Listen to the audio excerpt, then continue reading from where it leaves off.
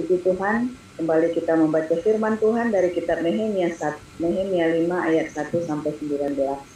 Demikian firman Tuhan. Maka terdengarlah keluhan yang keras dari rakyat dan juga dari pihak para istri terhadap sesama orang Yahudi. Ada yang berteriak, anak laki-laki dan anak perempuan kami banyak, dan kami harus mendapat gandum supaya kami dapat makan dan hidup. Dan ada yang berteriak, ladang dan kebun anggur dan rumah kami gadaikan untuk mendapat gandum pada waktu kelaparan. Juga ada yang berteriak, kami harus meminjam uang untuk membayar pajak yang dikenakan raja atas ladang dan kebun anggur kami.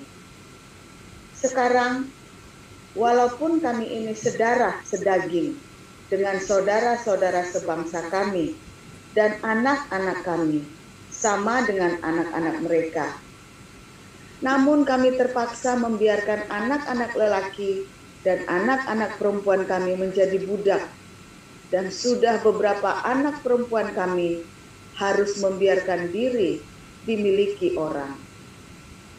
Kami tidak dapat berbuat apa-apa karena ladang dan kebun anggur kami sudah di tangan orang lain. Maka sangat marah aku ketika aku dengar keluhan mereka dan berita-berita itu. Setelah berpikir masak-masak, aku menggugat para pemuka dan para penguasa. Kataku kepada mereka, masing-masing kamu telah makan riba dari saudara-saudaramu. Lalu kuadakan terhadap mereka suatu sidang jemaah yang besar. Berkatalah aku kepada mereka, kami selalu berusaha sedapat-dapatnya untuk menebus sesama orang Yahudi yang dijual kepada bangsa-bangsa lain. Tetapi kamu ini justru menjual saudara-saudaramu supaya mereka dibeli lagi oleh kami. Mereka berdiam diri karena tidak dapat membantah. Kataku, tidaklah patut apa yang kamu lakukan itu. Bukankah kamu harus berlaku dengan takut akan Allah kita untuk menghindarkan diri dari cercaan bangsa-bangsa lain, musuh-musuh kita? Juga aku dan saudara-saudaraku dan anak buahku telah membungakan uang dan gandum pada mereka. Biarlah kita hapuskan hutang mereka itu. Biarlah kamu kembalikan kepada mereka hari ini juga ladang mereka, kebun anggur, kebun zaitun, dan rumah mereka. Pula hapuskanlah hutang mereka, yakni uang serta gandum, anggur, dan minyak yang kamu tagih daripada mereka. Berkatalah mereka, itu akan kami kembalikan, dan kami tidak akan menuntut apa-apa dari mereka. Kami akan lakukan tepat seperti yang engkau perintahkan. Lalu aku memanggil para imam dan menyuruh mereka bersumpah bahwa mereka akan menepati janji mereka. Juga aku kebas lipatan bajuku sambil berkata, demikianlah setiap orang Yahudi, demikianlah setiap orang yang tidak menepati janji ini akan dikebas Allah dari rumahnya dan hasil jerih payahnya. Demikianlah ia dikebas dan menjadi hampa. Dan seluruh jemaah berkata, amin. Lalu memuji-muji Tuhan. Maka rakyat berbuat sesuai dengan janji itu. Pula sejak aku diangkat sebagai bupati di tanah Yehuda, yakni dari tahun ke-20 sampai tahun ke-32 pemerintahan Artasasta, jadi 12 tahun lamanya, aku dan saudara-saudaraku tidak pernah mengambil pembagian yang menjadi hak bupati. Tetapi para bupati yang sebelumnya, yang mendahului aku, sangat memberatkan beban rakyat. Bupati-bupati itu mengambil dari mereka 40 shikal perak sehari untuk bahan makanan dan anggur. Bahkan anak buah mereka merajalela atas rakyat. Tetapi aku tidak berbuat demikian karena takut akan Allah. Aku pun memulai pekerjaan tembok itu, walaupun aku tidak memperoleh ladang. Dan semua anak buahku dikumpulkan di sana khusus untuk pekerjaan itu. Duduk pada mejaku orang-orang Yahudi dan para penguasa, 150 orang, selain mereka yang datang kepada kami dari bangsa-bangsa sekeliling kami. Yang disediakan sehari atas tanggunganku ialah seekor lembu, 6 ekor kambing domba yang terpilih, dan beberapa ekor unggas, dan bermacam-macam anggur dengan berlimpah-limpah setiap 10 hari. Namun, dengan semuanya itu, aku tidak menuntut pembagian yang menjadi hak bupati, karena pekerjaan itu sangat menekan rakyat. Ya Allahku, demi kesejahteraanku, ingatlah segala yang kubuat untuk bangsa ini. Demikian pembacaan firman. Saya lanjut, Kisah Para Rasul 6. Pada masa itu ketika jumlah murid makin bertambah, timbullah sungut-sungut di antara orang-orang Yahudi yang berbahasa Yunani terhadap orang-orang Ibrani, karena pembagian kepada janda-janda mereka diabaikan dalam pelayanan sehari-hari. Berhubung dengan itu, ke-12 rasul itu memanggil semua murid berkumpul dan berkata, "Kami tidak merasa puas karena kami melalaikan firman Allah untuk melayani meja. Karena itu, saudara-saudara, pilihlah 7 orang dari antaramu yang terkenal baik dan yang penuh roh dan hikmat, supaya kami mengangkat mereka untuk tugas itu, dan supaya kami sendiri dapat memusatkan pikiran dalam doa dan pelayanan firman." Usul itu diterima baik oleh seluruh jemaat. Lalu mereka memilih Stefanus, seorang yang penuh iman dan Roh Kudus, dan Filipus, Prochorus, Nikanor, Timon, Parmenas, dan Nikolaus, seorang penganut agama Yahudi dari Antioquia. Mereka itu dihadapkan kepada rasul-rasul, lalu rasul-rasul itu pun berdoa dan meletakkan tangan di atas mereka. Firman Allah makin tersebar dan jumlah murid di Yerusalem makin bertambah banyak. Juga sejumlah besar imam menyerahkan diri dan percaya. Dan Stefanus yang penuh dengan karunia dan kuasa mengadakan mujizat-mujizat dan tanda-tanda di antara orang banyak. Tetapi tampillah beberapa orang dari jemaat Yahudi yang disebut jemaat orang Libertini. Anggota-anggota jemaat itu adalah orang-orang dari Kirene dan dari Alexandria, bersama dengan beberapa orang Yahudi dari Kilikia dan dari Asia. Orang-orang itu bersoal jawab dengan Stefanus, tetapi mereka tidak sanggup melawan hikmatnya dan roh yang mendorong dia berbicara. Lalu mereka menghasut beberapa orang untuk mengatakan, "Kami tidak mendengar dia mengucapkan kata-kata hujat terhadap Musa dan Allah." Kami telah mendengar dia mengucapkan kata-kata hujat terhadap Musa dan Allah. Dengan jalan demikian mereka mengadakan suatu gerakan di antara orang banyak, serta tua-tua dan ahli-ahli Taurat. Mereka menyergap Stefanus, menyeretnya dan membawanya ke hadapan mahkamah agama. Lalu mereka memajukan saksi-saksi palsu yang berkata, "Orang ini terus-menerus mengucapkan perkataan yang menghina tempat kudus ini dan hukum Taurat." Sebab kami telah mendengar dia mengatakan bahwa Yesus, orang Nazaret itu akan merubuhkan tempat ini dan mengubah adat istiadat yang diwariskan oleh Musa kepada kita. Semua orang yang duduk dalam sidang mahkamah agama itu menatap Stefanus, lalu mereka melihat muka Stefanus sama seperti muka seorang malaikat. Demikian firman Tuhan. Haleluya, haleluya. Berbahagialah orang yang hidupnya di dalam cinta Tuhan, agape Tuhan. Karena orang-orang ini akan selalu mendapatkan perkenanan Tuhan. Ya, sehingga Tuhan menyinari dia dengan wajahnya. Ya, dan Tuhan berkenan menemuinya. Nah, luar biasa ya.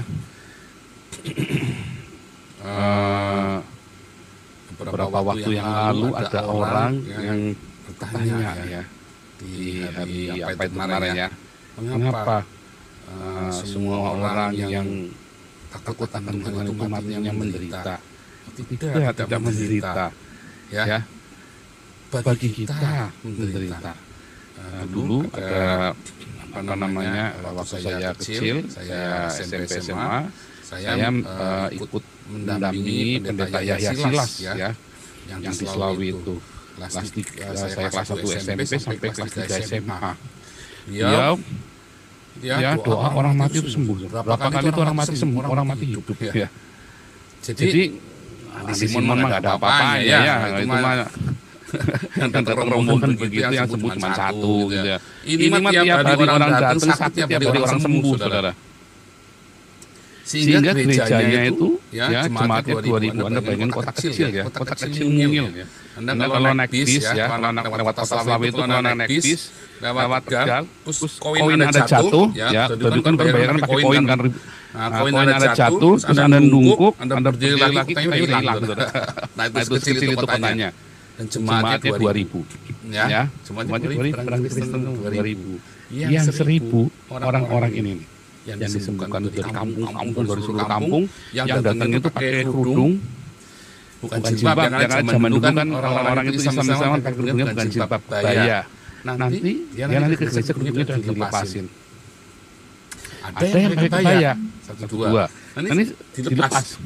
Di dalam angkot itu kerudungnya dipakai, dilepas.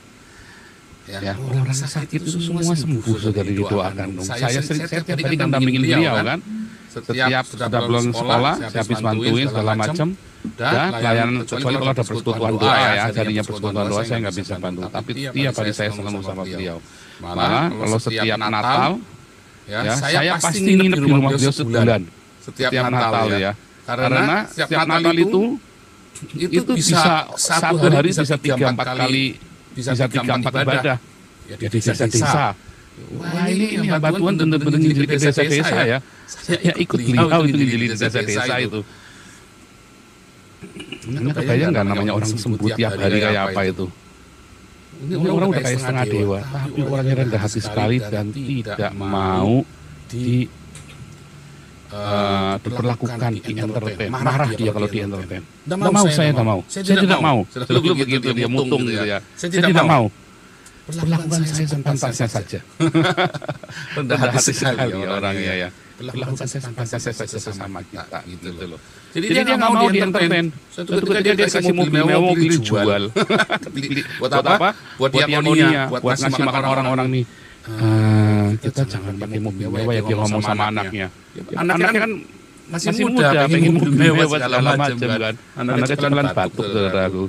Terus dia curhat sama saya, lah piye Paul, lah papi tidak suka barang mewah. Komunis dia bilang. Saya ketawa kan, karena suka bercanda ya, anaknya udah meninggal juga ya. Komunis diledek gitu, diledek. Oh hidup sampai susah itu. Nah, si Om ini bilang, yang penting itu orang miskin itu ya. Coba bayangin Om pakai mobil mewah, pakai Mercy, terus orang miskinnya lihat Om pakai Mercy, gimana coba? Pembangunan gereja ini berjalan dengan lancar namun tersendat-sendat ya. Sempat saya pernah cerita juga ya, ada jemaat yang dianggap pengkhianat. Kenapa pengkhianat? Karena si gereja kami mau bikin gereja di kota kecamatan, ya, di kota kecamatan mau bikin gereja. Di YouTube Eko double suaranya. Oh, saya tahu penyebabnya. Karena ini. Ya, sudah bagus. Nah, StreamYard-nya kebuka mikrofonnya. Jadi sudah ya, yang di YouTube.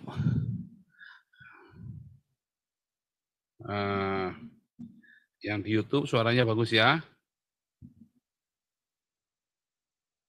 Cek dulu.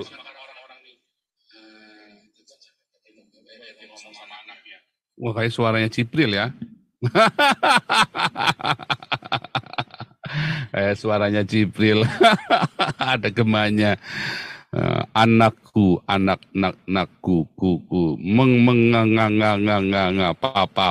papa. Suara Jibril kan itu sinetron Indonesia kan, kalau Jibril datang sama orang kan begitu kan. Nah, saudaraku, jadi si pendeta ini ya, dia bilang jangan ya. Jangan diusir, karena si orang yang dianggap pengkhianat ini, karena kan gini, kalau kita bangun gereja di tempat lain, kok gereja jejeran, masa gerejanya kita jejeran sama gereja lain, nanti rebutan. Dia bilang dengan polosnya, dengan naifnya gitu ya, dia nggak ngerti, itu memang disengaja oleh pemerintah. Jadi di daerah di Tegal itu, hampir semua gereja itu dibikin jejeran. Kapten Ismail, Gereja Katolik, GBI, GPDI, semua dijajah itu berapa gereja tuh ya, GKJ, terus apalagi itu, Advent, itu sepanjang saya itu gereja itu semua, jalan gereja itu pokoknya. Di Brebes itu gereja semua, ada 6 atau 7 gereja itu, kumpul jadi satu. Nah itu juga sama, pemerintah di tempat kami memang begitu, mungkin pikirnya kalau mau bakar-bakar, langsung habis gitu, selesai gitu kan. Itu yang terjadi ya. Jadi memang begitu, tapi dia nggak ngerti, lalu dia nggak mau tanda tangan, lalu dianggap pengkhianat, terus mau dipecat. Apa kata si pendeta ini? Jangan ya, Tuhan itu tidak pernah mecat orang. Gembala itu selalu mencari domba-domba, domba-dombanya sudah di dalam. Jangan yang sudah di dalam diusir-usir keluar. Ya. Sementara kita sibuk nyari, kita mau penginjilan di luar, tapi sudah di dalam kita tendang-tendang, kita usir-usir, hanya karena dia naif. Loh, justru karena kalau naif diajarin, ditegur, dinasihati, bukan diusir. Gitu ya, wah itu sudah diancam. Kalau tidak pecat orang ini, kami yang keluar. Wah semua ya, majelisnya ada berapa ya, 10 atau berapa itu. Pokoknya cuma satu, ya, cuma satu pengurus, ya, maksudnya yang diakin senior sama saya, karena saya kan dianggap pengurus, saya kan pegang musik gereja waktu itu kan, masih kecil saya ya, waktu SMA kelas 3, saya udah jadi koordinator di sana ya, koordinator musik. Nah itu saya disuruh ikut meeting, saya ikut melongo begitu kan, saya mah tengok abstain, pokoknya apa kata Om Silas, saya bilang begitu, saya nggak ngerti, mereka ngomong apa, saya masih kecil ya, cuman saya waktu saya cerita sama papi saya kaget. Ya papi saya nggak berhenti ngomong, ini orang luar biasa. Ini orang luar biasa. Nggak ada hamba Tuhan kayak dia ya. Bolak-balik dia ngomong gitu, berhari-hari ya. Dia sampai gedek-gedek. Ini orang luar biasa sekali ya. Nah, jadi yang dianggap pengkhianat itu, bagi dia bukan pengkhianat. Itu adalah kesalahan biasa, naif. Hanya naif saja. Diampuni, cuma diskor saja, tidak boleh pelayanan, tidak boleh bawa firman, tidak boleh apa segala macam, nah diskor dulu, kasih tahu orang ini juga bisa menerima ya. Nah, jadi apakah si bos-bosnya gereja ini keluar? Tetap di situ, nggak ada yang keluar. Luar biasa ya. Ini aduh wani bener ya. Itu gereja lagi bangun masih bolong semua itu. Wah ngeri ya. Tapi itulah yang terjadi. Nah, saudara, Lalu siapakah yang dianggap pengkhianat di dalam gereja? Orang Kristen pengkhianat ini siapa? Ya, apakah Amin Wijaya? Apakah Saifuddin? Apakah Yosua Tewu? Atau Joseph Paul Zhang? Nah, Anda yang menilai apakah pengkhianat setelah saya cerita ya. Siapakah pengkhianat di dalam gereja? Apakah orang yang memburuk-burukan kita? Bukan. Ya. Orang-orang yang memburukan kita, seringkali dia hanya mendapat informasi yang salah dari orang lain. Dia tidak dikategorikan pengkhianat, dia dikategorikan tukang gosip. Ya, anggap ya. Apakah orang-orang yang meninggalkan komunitas kita dianggap pengkhianat? Bukan. Pengkhianat-pengkhianat itu tidak masuk kerajaan sorga ya. Bukan. Orang-orang yang meninggalkan komunitas kita bisa saja kan gak cocok sama kita. Masa semua orang disuruh cocok sama kita? Apa bedanya kita sama orang Islam? Bukan. Ya. Apakah pengkhianat? Oh, tapi kan dia sudah ikut juga. Sekarang itu malah ngadu-ngadu ke HMC. Segala macam itu ya kan, cerita-cerita keburukannya saya. Ya bukan. Ya mungkin dia ada kurang senang sama saya, dia sakit hati. Ya dalam kategori seperti pada setiap hari itu namanya pengkhianat. Tetapi di dalam kekristenan itu bukan pengkhianatan. Ya.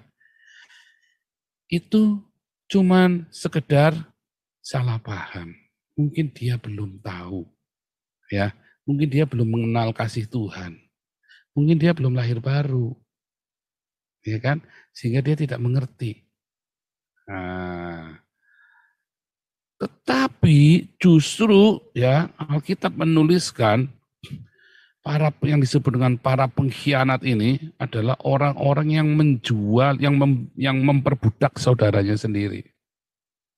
Ya, yang memperbudak saudaranya sendiri. Dalam hal apa memperbudak saudaranya sendiri? Ya, dia kumpulkan uang kolekte sebanyak-banyaknya, sementara dia makan enak, jemaat yang makannya susah. Itu yang namanya pengkhianat. Ketika Anda diberi kepercayaan oleh Tuhan dengan harta yang berlimpah, tetapi Anda tidak berbagi dengan sesamamu, itu yang namanya pengkhianat. Ya. Itu yang namanya pengkhianat, justru itu yang namanya pengkhianat. Ya.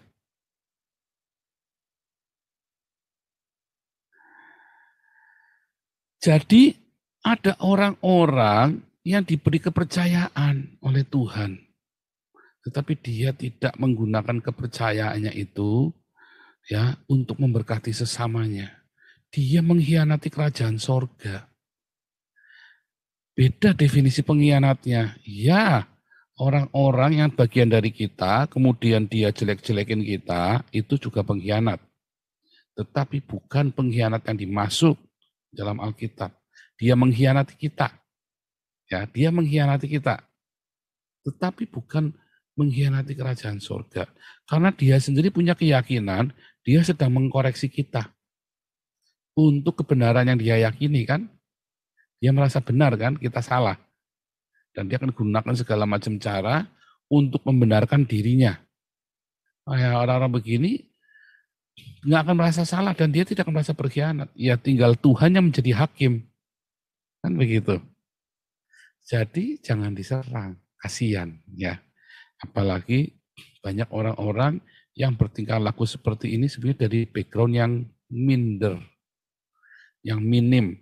Itulah sebabnya saya nggak mau pojokan. Karena orang-orang yang minder dan minim ini kasihan. Hanya itu yang dia punya, harga dirinya. Hanya itu yang dia punya. Ya. Dan kalau kita hancurkan lagi, bunuh diri, kasihan nanti. Tidak habis tersisa kalau kita pojokkan lagi. Begitu, ya. Tetapi ada pengkhianatan yang sebenarnya, yaitu orang yang mengkhianati kerajaan sorga. Orang-orang yang dipercaya oleh sorga untuk menjadi bendahara-bendahara di muka bumi ini, tetapi dia berlaku jahat kepada sesamanya. dia tidak menyalurkan uang yang seharusnya disalurkan, karena itu bukan uangnya. Harta yang Anda miliki itu bukan milik Anda, tetapi milik Tuhan. Kan Anda berkata, Tuhan Yesus, bukan Allah Yesus kan? Anda berdoanya kan? Siapa yang di sini berdoanya Allah Yesus? Aneh kan? Orang yang di Amerika, orang yang di Jerman, orang yang di Belanda, orang yang di Afrika bilangnya Lord Jesus, Herr Yesus. Ya kan? Tuhan Yesus. Nggak ada yang berdoa God Jesus, God Yesus, God Jesus. Nggak ada yang berdoa Allah Yesus. Nggak ada kan? Allah Elohim Yesua, nggak ada juga, ya kan? Nggak ada yang berkata Yesua Elohim, nggak ada juga. Adanya Yesua Hamashiach, Adonai Yesua Hamashiach, ya kan? Adonai kan? Anda tidak berkata Elohim atau Eloah kan kepada Yesus, tapi dia Adonai, Kurios, majikan. Artinya semua hidupmu itu milik dia, termasuk uangmu, hartamu. Dan Anda hanya sebagai bendahara. Ketika Anda dipercaya banyak, berarti Anda dipercaya sebagai bendahara. Namun kita memilih menjadi pengkhianat dengan merengkuh kuat-kuat. Uang itu tidak boleh keluar, dan kita tega melihat saudara kita kelaparan. Kita melihat dengan mata, memandang dengan tajam. Ketika dia,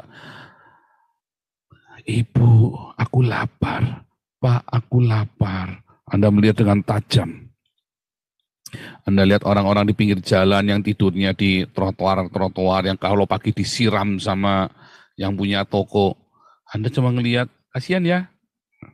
Terus sambil bercanda, cepat bercandaan. Tuh nanti gini, nanti begitu. Nasib orang yang sial itu ketika Anda bercandai, Anda akan ditanya di sorga nanti. Kalau masuk surga, kalau enggak ditanya di neraka nanti. Nasib mereka itu akan ditanyakan kepada Anda. Dulu kamu ingat nggak pernah ketemu orang gitu, terus kamu buat bercanda? Kan Tuhan ya, ya kamu yang begini. Nggak inget Tuhan, terus dikasih fotonya, dikasih filmnya. Oh itu kan cuma bercanda lah, iya. Terus nanti Anda bisa merasakan apa yang dirasakan orang itu ketika dibercandain oleh Anda. Nasibnya dia yang sial itu. Yang seharusnya Anda bisa ulurkan, ya, uang kas yang dipercayakan oleh kerajaan surga kepada Anda sebagai kasir, dipercayakan untuk buka, bagikan. Ya, Anda sadar nggak itu? Ketika Anda membuka pundi-pundi Anda, ketika gereja membuka pundi-pundi gereja untuk orang-orang yang miskin papa dan tidak punya rumah, itulah kita berfungsi sebagaimana mestinya bendahara kerajaan Allah yang bertugas untuk membiayai datangnya kerajaan surga. Seharusnya gereja menjadi panitia, tetapi duitnya dikorup semua sama pendetanya, termasuk Anda, dengan membuka, dengan menutup uang kasnya itu, peti kasnya ditutup, klik, terus Anda tatap orang yang lagi, Nyonya, Tuhan, aku lapar. Seandainya terdengar males. Ya, orang tidak punya rumah, gembel, bau. Bukan, itu nanti itu akan dipertanggungjawabkan, jangan main-main. Dalam film itu akan dipertanggungjawabkan. Anda yang suka ngusir-ngusir begitu ya. Ketika ada orang ngemis datang ke rumahmu, apapun mau rumahnya dia gede maglong-maglong di rumahnya, kita tidak ngerti. Loh, kadang-kadang malaikat menyamar saja lah. Malaikat kan tinggalnya di sorga. Dia bisa nyamar jadi orang ngemis kok. Lah kenapa Anda marah kalau ada orang ngemis punya harta melimpah? Makanya jangan ngasih duit. Karena Tuhan tidak ngajari ngasih duit. Tuhan ngajarinya ngasih makanan dan ngasih tumpangan. Makanya bikin rumah singgah. Itulah sebabnya Damaris bikin tenda-tenda persinggahan. Ya, ini mudah-mudahan minggu ini ya sudah selesai semua. Saya sudah nggak sabar ya. Uangnya sudah ada soalnya. Kita nggak sabar, pengen cepetan terrealisasi. Pacarnya sudah siap, cuma memang surat birokrasi itu penting ya. Birokrasi itu penting dalam hal ini.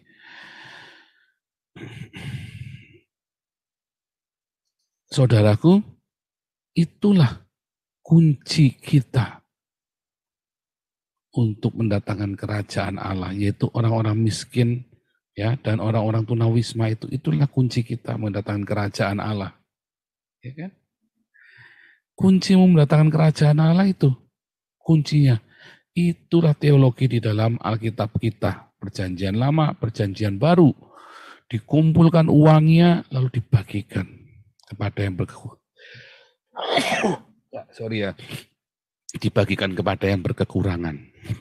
Kumpulkan uangnya. Gitu ya.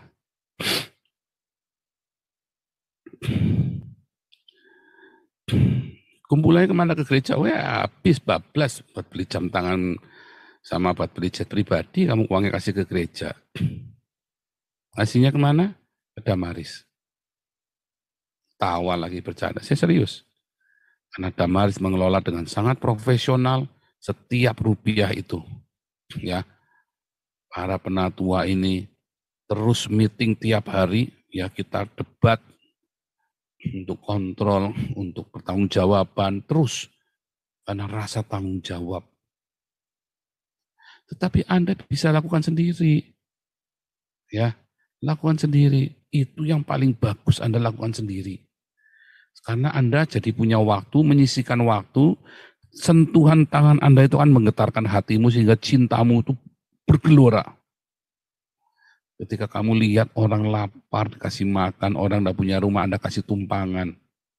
Kalau bisa Anda tolong, ada orang yang kasihan begitu keluarga, Anda tolong sewakan rumah susun atau di rumah petak. Anda biayai hidupnya sampai dia bisa mandiri, biayai sekolahnya. Itulah kuncinya. Tetapi kalau Anda menahan uang itu, Anda akan menjadi pengkhianat besar. Karena Anda seorang bendahara yang dipercaya oleh Tuhan. Tetapi Anda tidak lakukan. Itu makanya hukumannya neraka. Matius 25 itu ya, ayat 46 itu ya. Hukumannya neraka karena pengkhianat kan. Bukan mengkhianati orang yang terus jelek-jelekin kita, bukan. Itu bukan pengkhianat dalam kerajaan Allah, bukan. Memang mereka mengkhianati kita. Tetapi pengkhianatan sejati itu ya ketika Anda dipercaya oleh Tuhan. Makanya Tuhan Yesus kasih firman, jangan kamu menolak orang yang datang padamu untuk meminta, padahal yang diminta itu ada padamu, yaitu makanan. Ya, yaitu makanan, untuk berbagi makanan. Itu penting, saya tidak henti-hentinya tiap hari ingatkan Anda untuk melakukannya karena itu kunci kebahagiaanmu. Karena itu kunci segala kelepasan dalam hidupmu. Karena itu adalah awal trigger untuk Anda punya rema kepenuhan Roh Kudus. Ya. Jangan tahan. Jangan ditutup rapat-rapat PTKS-nya. Ada orang mau utang karena ganteng, karena cantik, Anda kasih utangan, bablas duitmu. Bablas. Tapi dia pendeta Pak, wes ndak urusan. Anda jangan merekomendasi pendeta ke saya ya. Saya nggak mau ngurusi ya. Anda jangan merekomendasi pendeta mau apa enggak ya. Saya sudah punya proyek sendiri dan saya sangat berhati-hati. Saya pernah ditipu sama pendeta ya. Masalah pelayanan uang besar begini ya. Pusing juga loh. Saya sangat hati-hati. Makanya orang ada hamba Tuhan mau minta disukong pelayanannya ya dia harus buka rekeningnya. Kalau enggak kita enggak mau. Ya, kita sudah berkali-kali ya melihat. Akhirnya semua dibolak-balik omongannya ya. Nah, kita enggak mau. Itulah pengkhianat, orang yang tidak terbuka keuangannya sama Tuhan, sama jemaat, itu juga pengkhianat. Karena dia akan yang mencari keuntungan dari jemaat, dijual jemaatnya itu untuk mendapat keuntungan pribadi, ya dia tidak urusan dengan jemaatnya. Itulah pengkhianat-pengkhianat di dalam gereja. Gereja itu tubuh Kristus ya, bukan gedung gereja, GBI, GBDI, GKI, bukan. Tapi tubuh Kristus. Makanya zaman para rasul pun dikerahkan, dipikirkan bagaimana caranya supaya kesejahteraan jemaat itu menjadi hal yang diutamakan. Ya, cari orang yang bijak, kamu tentukan. Karena saya nggak bisa ngurusinya. Itu yang sudah kita lakukan sekarang, cari. Dan kita cari orang yang bijaksana untuk mengurus uang yang sudah Anda berikan. Gitu ya.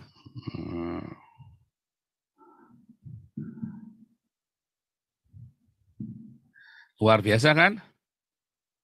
Jangan kotak amal dicuri, nanti kotak amal jangan percaya sama kotak amal di masjid ya, itu terorisme, itu udah pasti itu. Semua kotak amal di masjid itu ya terorisme. Anda jangan jadi tengah jalan kalau ada orang minta-minta uang itu jangan dikasih ya. Karena itu buat terorisme, Anda jangan ngasih. Anda akan terlibat di dalam terorisme itu nanti. Uangnya kalau sudah kumpul buat membakar gereja, buat ngebom gereja, jangan dikasih. Anda mendingan langsung datang ke Kelenteng Tuban, kasih ke Kelenteng Tuban, itu lebih jelas. Ya. Nah, tapi bagus lagi kasih ke Damaris. Daripada Anda kasih ke Gilbert Moindong, mendingan kasih ke Kelenteng Tuban. Serius. Mereka kasih makan loh. Serius ya, saya enggak. Oh, itu kan buat berhala, siapa bilang mau ngasih makan kok urusannya berhala, enggak ada urusannya dengan berhala. Serius ya, Anda kan lebih diberkati loh daripada Anda kasih uangnya ke pendeta-pendeta yang hedonisme itu, Anda lebih baik uangnya kasih ke Kelenteng Tuban. Itu lebih diberkati Anda. Percaya nggak? Coba deh kalau nggak percaya omongan saya. Karena mereka kasih makan orang. Makanya, karena saya pikirkan, loh sekarang gerejanya Pak Petrus Agung sudah nggak melakukan lagi in memoriam. Dulu kami sering support. Sekarang gerejanya Petrus Agung udah nggak melakukan lagi. Saya nggak tahu udah berhenti atau apa kemarin itu ya. Tinggal Kelenteng Tuban yang masih melakukannya. Masa kita mau kasih Kelenteng Tuban, makanya saya bikin Damaris. Ya, makanya saya menginisiasi Damaris ya dengan beberapa orang yang punya hati. Supaya Anda jangan usah kasih Kelenteng Tuban, Anda kasih ke pendeta-pendeta hedonisme, percaya saya, nggak ada gunanya. Karena uang itu tidak disalurkan. Yang masuk 1 miliar, yang disalurkan cuma 100 juta, itu sudah lagu lama itu.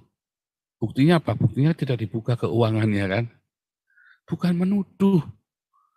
Ya kalau gereja tidak transparan dalam hal keuangan, percuma.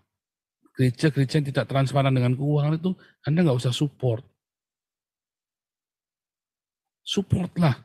Banyak tempat-tempat pelayanan yang transparan dalam hal keuangan. Yang jelas uangnya lari kemana. Ya kan? Nah, walaupun Anda kebanyakan duit, ya karena dipercaya oleh Tuhan, jangan. Oh, Anda juga kan pertanggungjawaban, tanya loh, kamu kasih kemana? Kasih ke gerejanya Glow Tuhan. Kamu tahu nggak uang itu buat apa? Nggak tahu Tuhan, saya percaya karena dia hamba Tuhan. Gundulmu peang, kata Tuhan Yesus begitu kan. Hamba Tuhan gundulmu peang. Wah, Anda diamuk. Diamuk sama Tuhan. Oh, kenapa Tuhan kok gundulmu peang?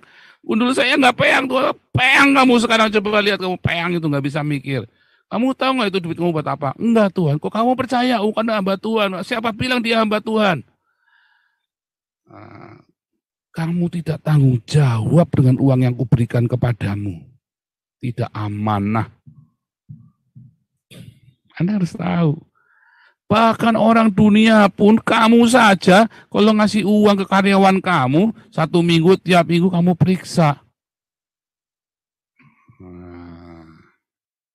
Kamu saja diaudit sama tukang pajak. Anda nangkep nggak?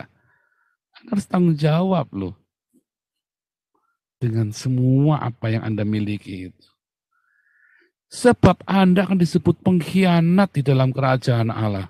Ketika Anda dipercaya oleh kerajaan Allah untuk mendatangkan kerajaannya di muka bumi ini, dan Anda tidak amanah dalam hal keuanganmu. Nah, gitu ya.